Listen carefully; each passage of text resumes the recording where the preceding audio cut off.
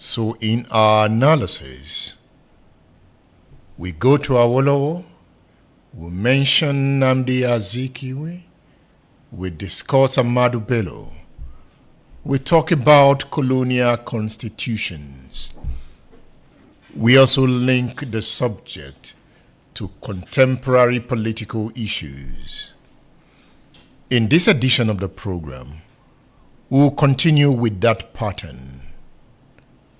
So far, we've not taken a deep look to the colonial factors that defined Nigeria, leading to the January 1966 coup.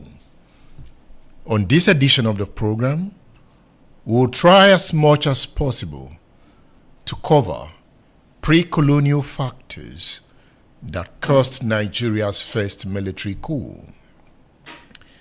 Mind you, last week made it 50 years since Murtala Muhammad was killed.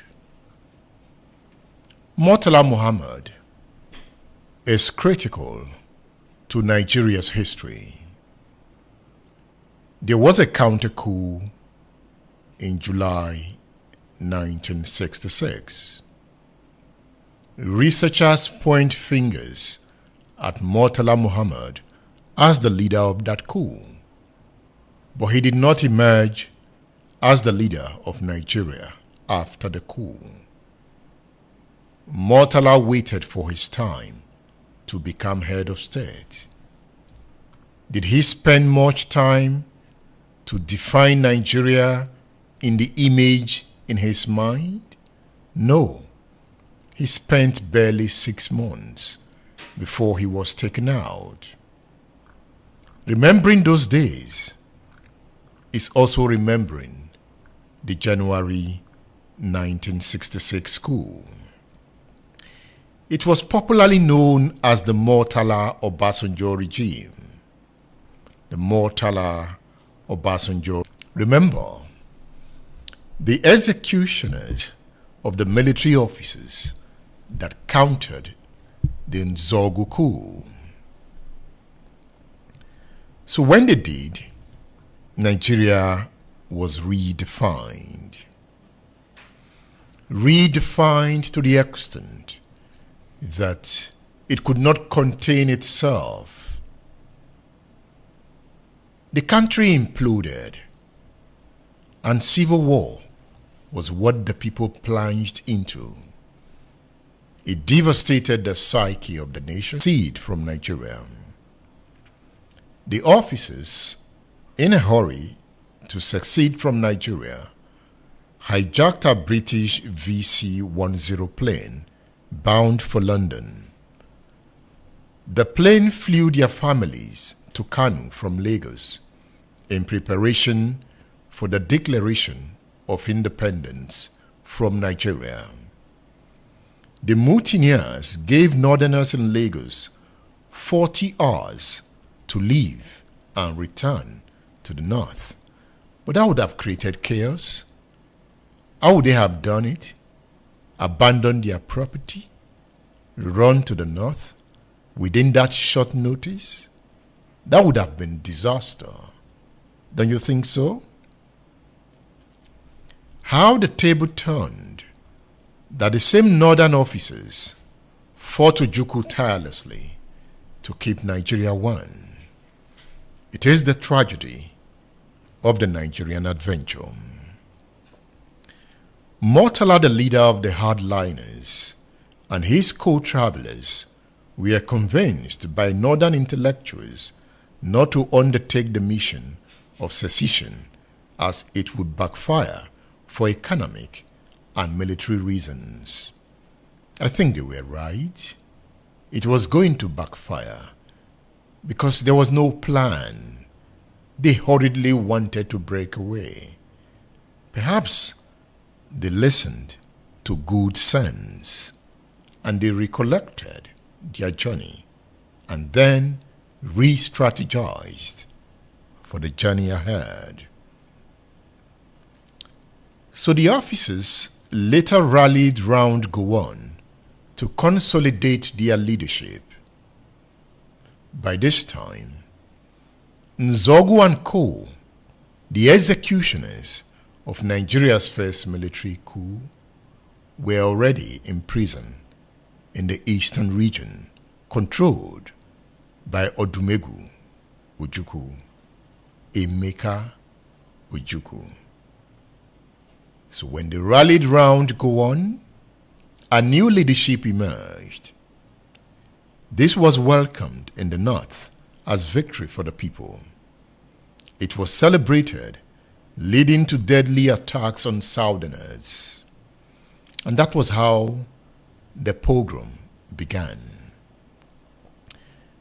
If you are a subscriber to our YouTube channel,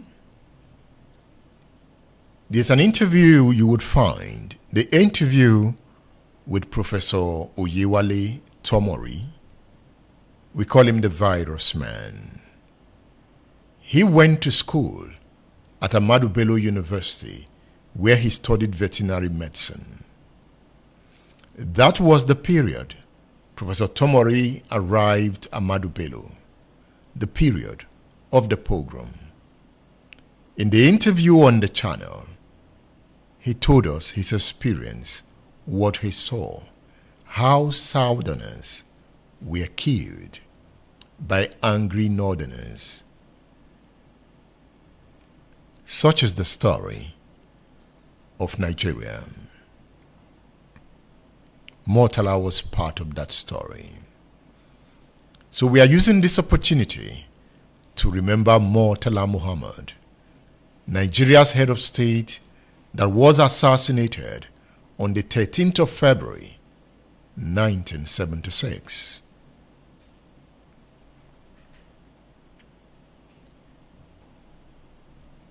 It is important to note that the young officers that helped Gowon to power on July 29th, 1966, waited for 9 years to strike again, this time against Gowon, the man they installed in 1966. Gowon was overthrown on the 29th of July, 1975, exactly 9 years after the second coup. Murtala came to power riding on the back of the disenchantment of Nigerians against the Gowon regime, a government that lost the trust of the people for dilly-dallying with the transition to democracy program. The Murtala-Obasanjo regime at its inception demonstrated transformative leadership both in domestic and foreign affairs. The government indicated early that the centerpiece of the country's foreign relations was Africa. Murtala was bold in the international system. They looked into the eyes of big powers. With the benefit of hindsight, one would ask, what gave them the guts? If you read the book The Letter Man, you would see the exchanges between Nigeria and the United States at the time. Nigeria even got angry as to nationalize British companies in Nigeria. The British Petroleum was nationalized. It became AP, Africa Petroleum. Even the Barclays Bank was nationalized in Nigeria. That was the boldness of the Murtala-Obasanjo regime. In December 1975, United States Secretary of State Henry Kissinger called on Nigeria to rally other African countries to stop the takeover of Angola by the MPLA and support the USA-favored UNITA. Murtala, Nigeria's head of state, on the 6th of January 1976, replied the United States saying that Africa has come of age and should no longer be dictated to. He says, Africa is no longer under the orbit of any extra-continental power. It should no longer take orders from any country, however powerful. The fortunes of Africa are ours to make or mar. For too long have we been caked around. For too long have we been treated like adolescents who cannot discern their interest and act accordingly. Those were the words of Murtala Muhammad, Nigeria's head of state. He made that statement 50 years ago. 50 years ago. Let's reflect on that statement again. He says to the United States that Africa is no longer under the orbit of any extra-continental power. It should no longer take orders from any country, however powerful. The fortunes of Africa are ours to make or mar. For too long have we been caked around. For too long have we been treated like adolescents who cannot discern their interest and act accordingly. As you reflect on that statement by Murtala Muhammad, reflect on contemporary Nigeria. Then, take your mind back to the 19th century. Before colonialism, take your mind back. Transatlantic slave trade. Take it back. If you reflect on this history, you have a better understanding of Nigeria. That is why we have this book here, Understanding Modern Nigeria, by Tony Falola.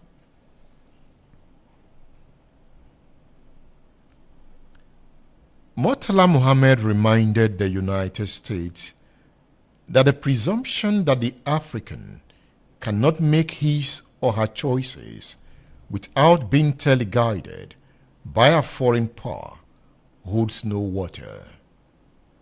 He said Africans are capable of resolving African problems. He asserted that the presumptuous lessons in ideological dangers from the West have no relevance for the problems of the time. Murtala Muhammad was killed on Friday, 13 February 1976 in an abortive coup led by Colonel Bukar Suka Dimka. At Murtala's assassination, the mantle of leadership fell on Olusegun Obasanjo, the Chief of Staff, Supreme Headquarters. 50 years after the death of Murtala Muhammad, he was instrumental in the Civil War.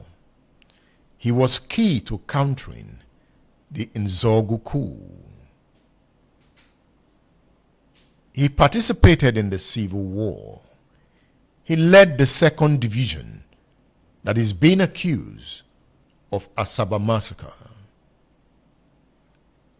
Understanding Murtala Muhammad is also understanding Nigeria's first military coup. On this edition of the program, we are looking at the pre-colonial factors that caused Nigeria's first military coup. Adewale Ademoyega was one of the officers that led the first military coup in Nigeria. Chapter 1 of his book reminds us of where we are coming from. So we'll look at that chapter again to understand Nigeria's history. Why we struck. I want to read from the book, Why We Struck.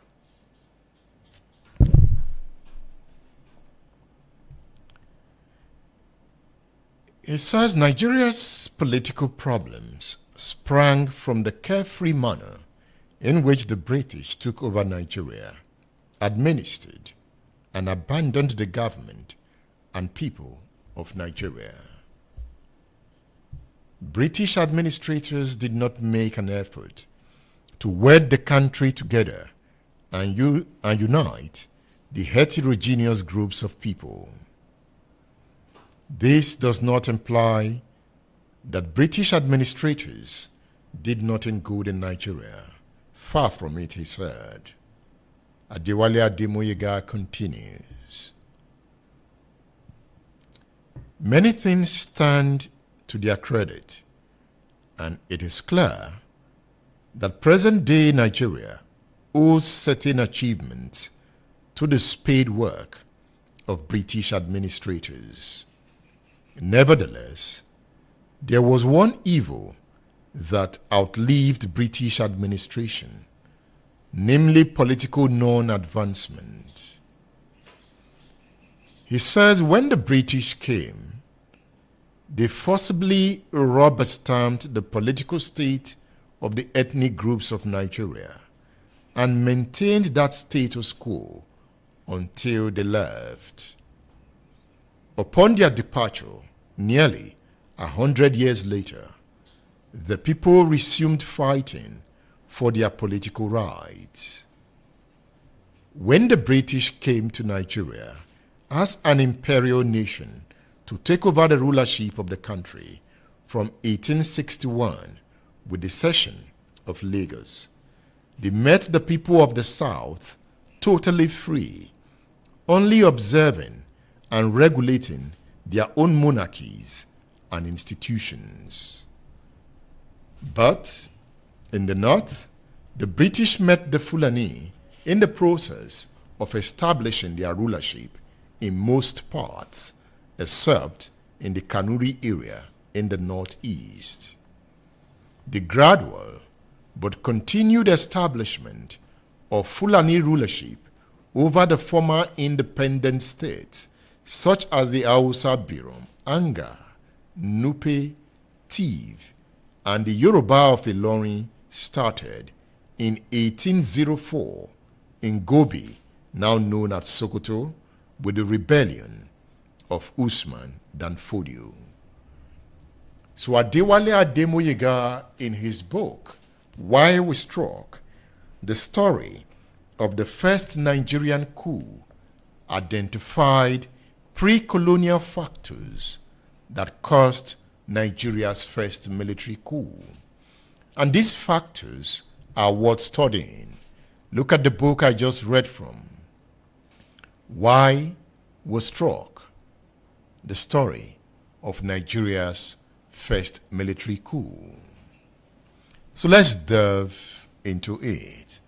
Let's explore the subject. Remember, you can always join the discourse.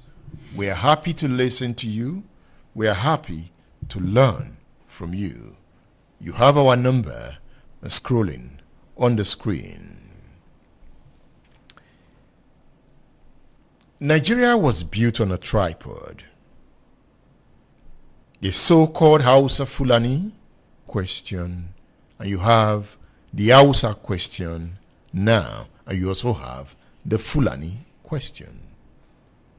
That is not to say you don't have the Ijaw, but at independence, the Ijaw question, the Tiv question, the Birom question wanted to have their own leg. So by the time Nigeria became a republic, there was another leg that was created, what was known as the Midwestern region. It was created from the Western region. And it was created from the Western region. And Awolowo felt, yes, it is good to break up the regions. But the question he asked at the time, why the focus on the Western region? If we were going to carve out a region from the Western region, why not from the Eastern region too? Why not from the Northern region? From the Eastern region too? Why not from the Northern region? Those questions were not answered. as he went to prison. For example, let's use the Igbo question as a case study. Pre-colonial Igbo society, loose and organized. There was no central control. There was no king whose words were law. It was a government by the people. Umunna, Umuada. You have the holders of Ofo, also title holders.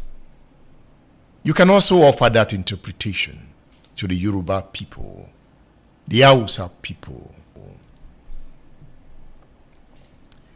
Pre-colonial Igbos displayed individualistic, egalitarian, and republican attitude, with every man believing in his ability for leadership and fighting against injustice. Pre-colonial Igbo society was more a meritocratic society. Merit. Your achievement also determines your position in society. If you read Okonkwo, the book Okonkwo, Things Fall Apart, rather, the book Things Fall Apart, Okonkwo's father was a layabout. But Okonkwo himself was a hard-working farmer. Due to his hard work, he was recognized as Ebube Dike. His work, not his father's work. That is to say that individualistic arrogance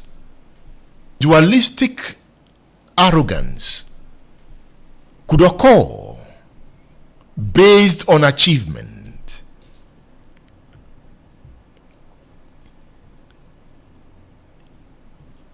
Pre-colonial Igbo society was individualistic, egalitarian, and republican, with every man believing in his ability for leadership and fighting against injustice.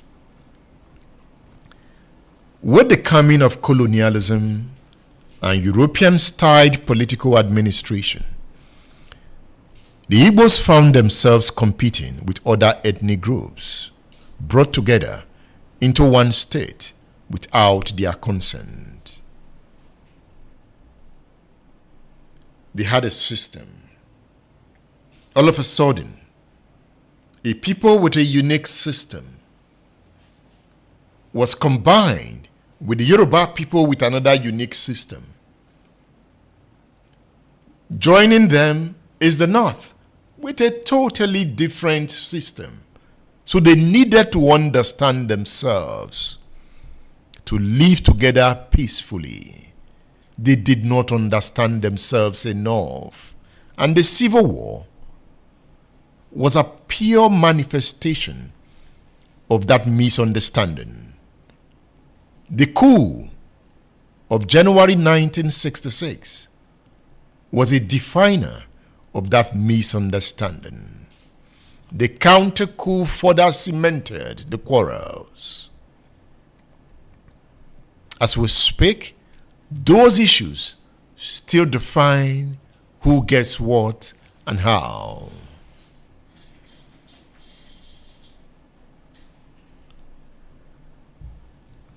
The defining issues of the Nigerian Civil War and subsequent agitations are religion, ethnicity, injustice, racism, colonialism, corruption, and oppression.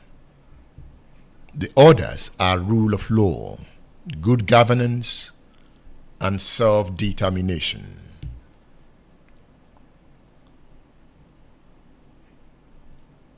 I'm using the Igbo question as a case study.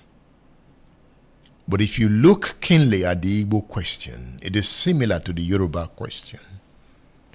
And it is similar to the Hausa question. And why am I using the Igbo question as a case study? Because mostly Igbo officers truncated the First Republic when they struck. And they have told us why they struck. And after that, it became the question of the Igbos surviving the pogrom, of the Igbos surviving the civil war. It's still a question of the Igbos fighting for presidential power.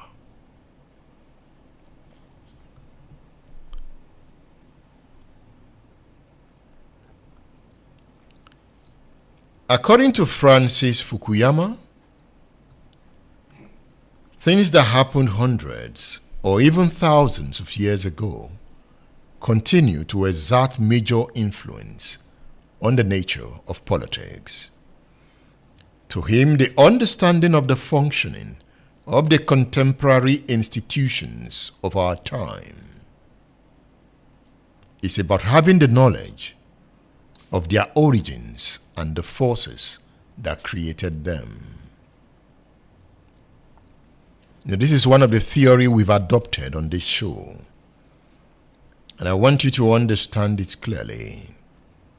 He says the things that happened hundreds or even thousands of years ago continue to exert major influence on the nature of politics. He makes the point that the understanding of the functioning of institutions is about having the knowledge of their origins and the forces that created them. That is what we want to achieve in this class today, the class of history, politics, and power. The understanding of the functioning of contemporary institutions is about having the knowledge of their origins. How did they come about? That question must be asked by intuitive minds, by future leaders who want to redefine Africa and contribute to global advancement. Knowledge of their origins, knowledge of the forces that created them. What were the forces that created the first military coup in Nigeria? There were also colonial forces that created the coup. Understanding those forces leads to understanding of the problems and then creating a solution to put the future on the path of redemption. And I'm happy you are part of the class today. Thank you for being there.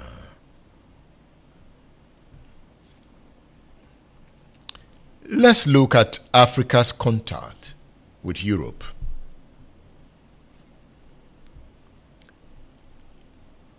Researchers have said that Africa is the cradle of civilization and the birthplace of man.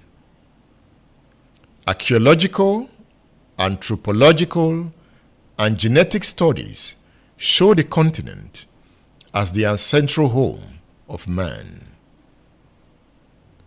Homo sapiens, the oldest descendant of man, originated from Africa more than 400 years ago and migrated to other parts of the world. The societies of Africa evolved with the discovery of agriculture, which they used to spread their influences and established variants of communalism in their own interest. Have you taken note of this word communalism? Remember when we were reviewing chapter 3 of this book? Adewale Ademoyega said that Nzogu and friends was planning to launch Nigeria back on the path of communalism. Communalism takes from capitalism. It takes from socialism. Why did Africa abandon communalism? Can communalism compete with capitalism in contemporary times? Why did socialism fail, leading to the fall of the Soviet Union? Why did capitalist countries dominate socialist countries in Europe? Countries like Yugoslavia had to fall. Countries like Czechoslovakia had to break up. Countries like Hungary, Poland in Europe that were communist countries had to find their way to the capitalist path. So when Nzogu and Co said their intention was to lead Nigeria on the path of communalism, it is a subject that students of history should analyze.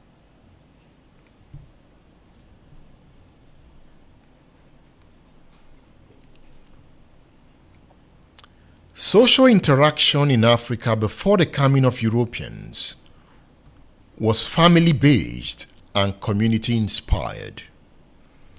This encouraged shared participation in the deployment of the predominant factors of production, land, and labor.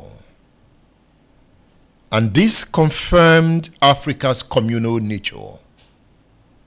But those were small communities. How do you practice communalism in contemporary time in a place like Lagos? High-rise buildings. You might even live in a quarter and you won't even know your neighbor. So how do you practice communalism in that system? Or you are going to practice modified communalism.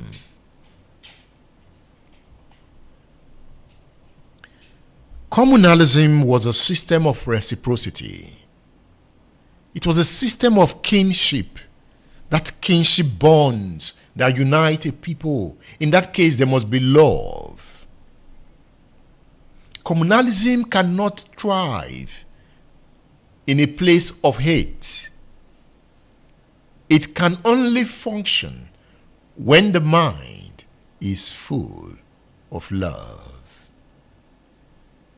Love answereth all things. Under communalism, you can talk about equal access to land and equity in distribution. Equity in distribution. Before the contact with Europe, the dominant activities in Africa were hunting, gathering, and fishing. Agriculture was the main business. Around the year 1415, having come in contact with European adventurers and merchants, the story of Africa began to change. You know, sometimes when we're growing up, our parents would say, I don't want to see you with this guy. I don't want to see you with this guy. And you ask why. They say, we don't like his character. That if you followed him, you might begin to behave like him. We would argue, no, what about we changing them? I can remember telling my dad, what about if I change the person to become good? My dad said it is easier to change somebody to bad than to change somebody from bad to good. The point I'm trying to make is that somehow the people you meet and hang out with also define your character. So when Africa met Europe, the character of Africa began to change. Because once that interaction came, European influence began to penetrate Africa. And it is natural. If both of us become friends, I will begin to imbibe some of your character. That's why we are friends. That is why I even liked you, because there's something I saw about you that thrilled me. But in this case, was it friendship between Africa and Europe? It was more about dominance.